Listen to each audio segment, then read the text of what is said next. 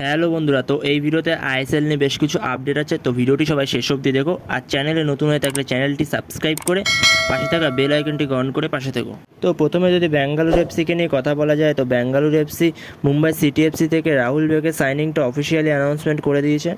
পরের আপডেটটি হলো নর্থ ইস্ট ইউনাইটেড এফসিকে নিয়ে। তো নর্থ ইস্ট ইউনাইটেড এফসি একজন বিদেশিকে সই করা হলো, যার নাম হচ্ছে গুইলার্মো ফার্নান্ডেজ। তো এই গুইলার্মো ফার্নান্ডেজের বয়স হচ্ছে 31 বছর, একজন স্প্যানিশ সেন্টার ফরওয়ার্ড। তো বর্তমানে সে ফ্রি এজেন্ট রয়েছে। তো এই প্লেয়ারটির প্রোফাইলটা বেশ ভালোই, লা লিগা খেলেছে, ইউফা চ্যাম্পিয়ন্স লিগ খেলেছে, খুবই ভালো একজন প্লেয়ার। তো এই গুইলার্মো ফার্নান্ডেজকে officially North East United FC তাদের দলে সাইনিং করিয়ে নিয়েছে।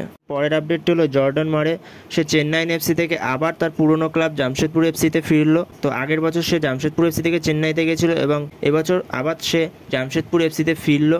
আপডেটটি হলো ভিনীত রায়কে নিয়ে। তো ভিনীত রায় পাঞ্জাব এফসিতে অফিসিয়াল হয়ে গেছে। তো পাঞ্জাব এফসি থেকে অফিসিয়ালি তার অ্যানাউন্সমেন্টটাও করে দিয়েছে। বন্ধুরা, এই ভিডিওতে এই ছোটো ছোটো কিছু আপডেটগুলো নিয়ে আলোচনা করার ছিল। তো ভিডিওটি ভালো লাগলে অবশ্যই লাইক, শেয়ার, সাবস্ক্রাইব করতে ভুলো না। তো নেক্সট ভিডিওতে দেখা হচ্ছে, ততক্ষণের জন্য বাই বাই।